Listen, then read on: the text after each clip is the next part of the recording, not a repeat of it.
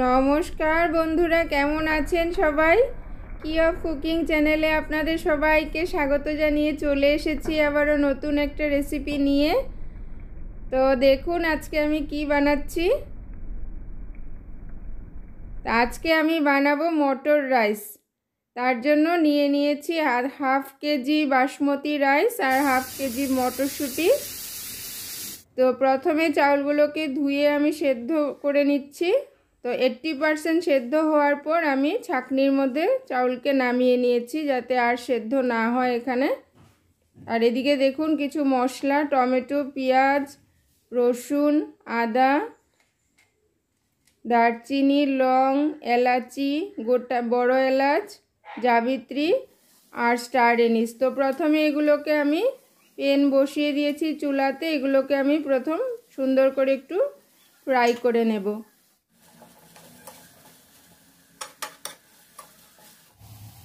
প্রথম খালি প্যানে একটু সময় ফ্রাই করেছি কয়েকবার। তারপর আমি দিয়ে দিলাম 1 চামচ বাটার।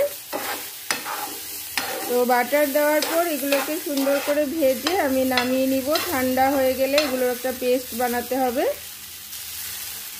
তো হয়েই গেছে এগুলো।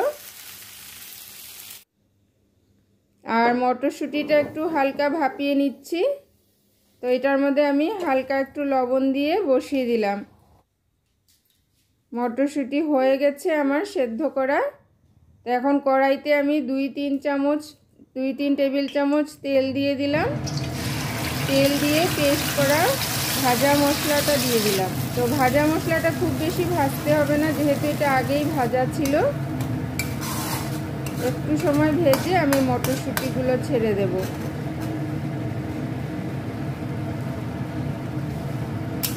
মটরশুঁটিটাও সেদ্ধই আছে। তো কয়েকবার একটু নাড়াচাড়া করে ছেড়ে দিব আমি চাউলটা।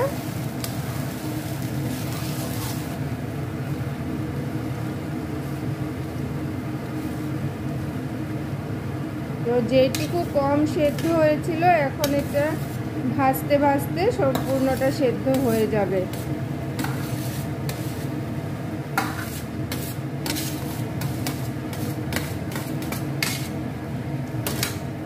তার জন্য একটু কম করেছিলাম যাতে এখন ভাজতে ভাজতে সুন্দর করে হয়ে যায়। না হয়তো সম্পূর্ণ সেদ্ধ হয়ে গেলে আবার ভাজার সময় এটা নরমই হয়ে যাবে, ঝরঝরাই থাকবে না। এখন সুন্দর করে এগুলো মিক্স করে নিয়ে দিয়ে দিচ্ছি নুন, আন্দাজ মতো নুন, সামান্য চিনি, একটু 1-2 চামচ গোলাপ জল,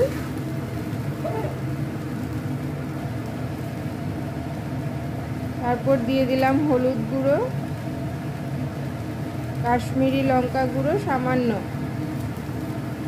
আর দিয়ে দিব 2 চামচ মতো ঘি দিয়ে সুন্দর করে সবগুলোকে একসঙ্গে মিক্স করব। স্টিমটা মিডিয়াম টু হাই স্টিমে রাখতে হবে। তো আমার দেখানো রেসিপিটা যদি ভালো লাগে তো অবশ্যই লাইক, শেয়ার আর সাবস্ক্রাইব করে সব সময় আমার সঙ্গে থাকুন। এগুলোকে একদম সুন্দর করে হালকা হাতে মিক্স করতে হবে। তারপর কয়েকটা গোটা কাঁচা লঙ্কা দিয়ে দিব।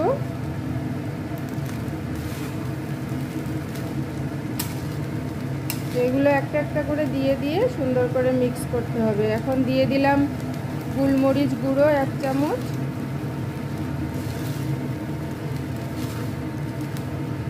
খুব টেস্টি হয় আর বানাতেও খুব ইজি। আপনারা অবশ্যই ঘরে বানিয়ে খাবেন।